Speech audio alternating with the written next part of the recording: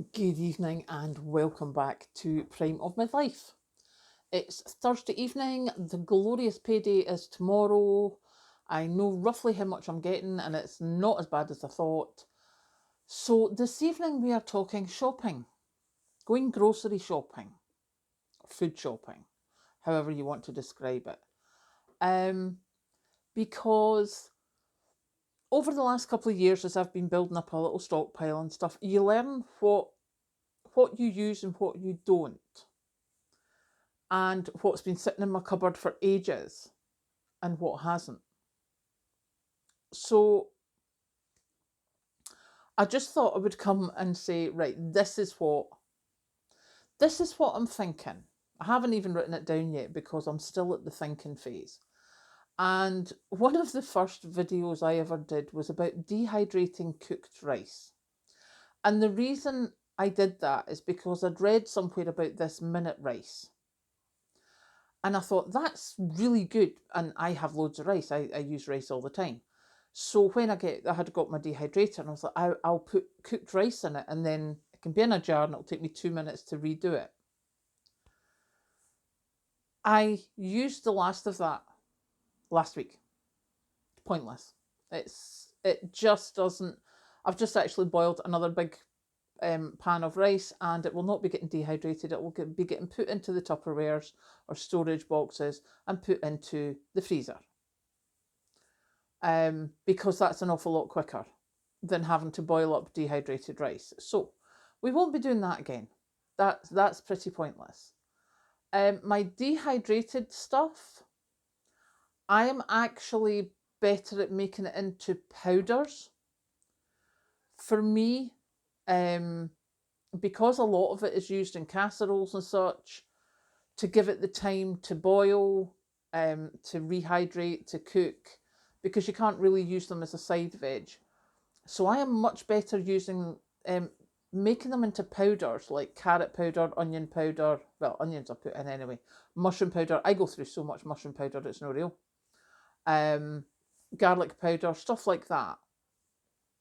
Because then even if I'm putting something in a stir fry, I can add all these powders.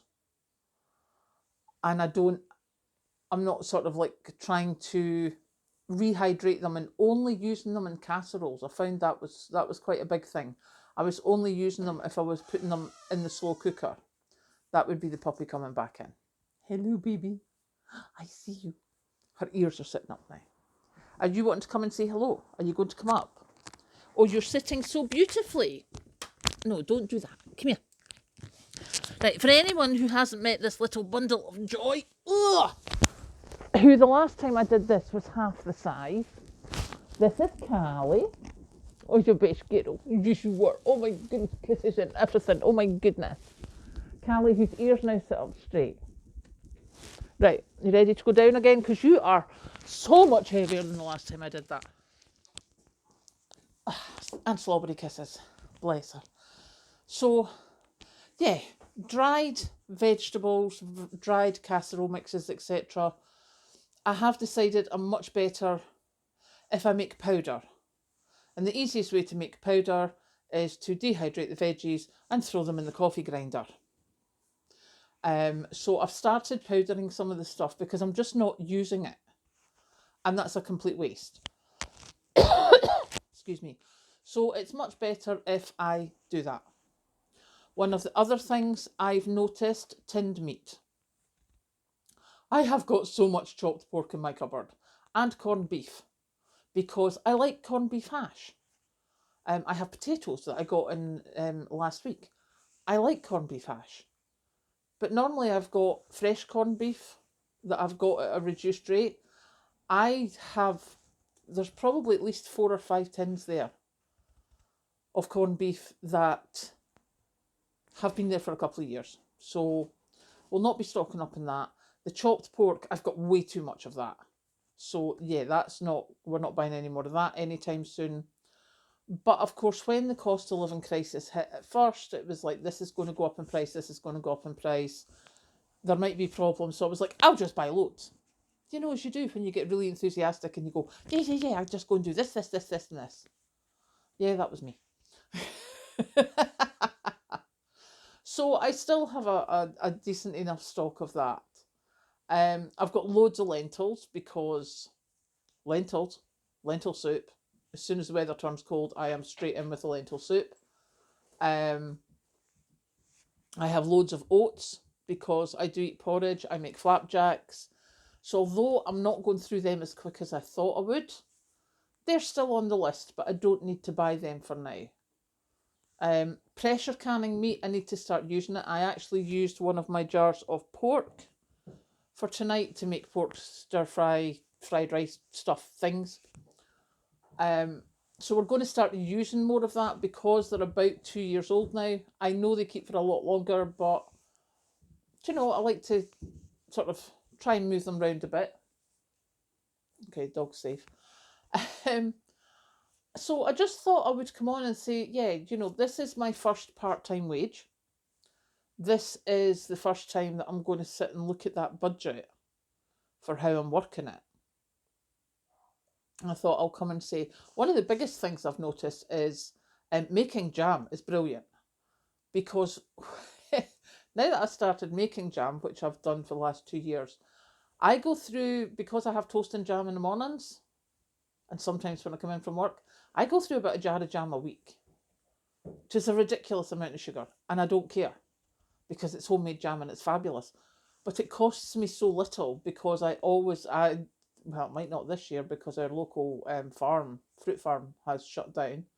But I used to go to the local fruit farm and get the jam berries because they were cheaper than the actual ones that they sold in the punnet for desserts. So yeah, that was a big saving.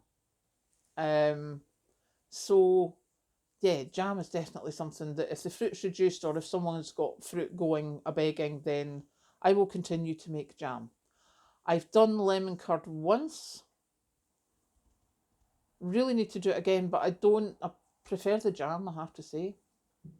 Strange that, eh? Me and sugar. I have cut down on the sugar actually. I have stopped eating the chocolate biscuits at work. See, look at me, smug. So I've cut that down. So there won't be chocolate biscuits getting bought in this shopping. But yeah, I just thought I'd come and tell you the things that I've noticed that I bought a lot of that I've not particularly used. And I keep thinking and going back and forward and thinking, oh, I will get that and I will get that. And I'll use it. And no, if you haven't used it in the first 6 months, you're not using it at all. So what's the point? So the one thing I do buy, obviously sugar for my tea and tea bags. I buy a lot of tea bags. I have a lot of tea bags. And if they're on offer, I will buy more. But I'm lucky in that I've got enough tea bags here that I can wait till they're on offer again. I don't have to go and buy any immediately. And that there is the beauty of making that little bit effort to be prepared. If you can stock up on something that you use all the time, so that then you can buy it when it's on offer, you don't have to buy it because you've run out. And that's where the whole 2 is 1, 1 is none logic comes in. Don't ever leave yourself with only one, because then you have to go and buy it. Whereas for something, as I say, for me with tea bags, I have, I think, 5 huge bags of tea bags. So we split them between Patrick and I have taken some into work at some points. But yeah, don't ever leave yourself without, because then you can't wait for that time when it's on a special deal. So yeah, that's where I'm going at the moment. I'm about to go and sit and plan, make myself another cup of tea, go and love the dog a bit, plan some shopping for tomorrow, which will be going to Asda at 3:30 because that's when they reduce everything. I've also got some vouchers still for farm foods that run out the 10th of June, so I want to use them before, because there's stuff I want to get out of farm foods.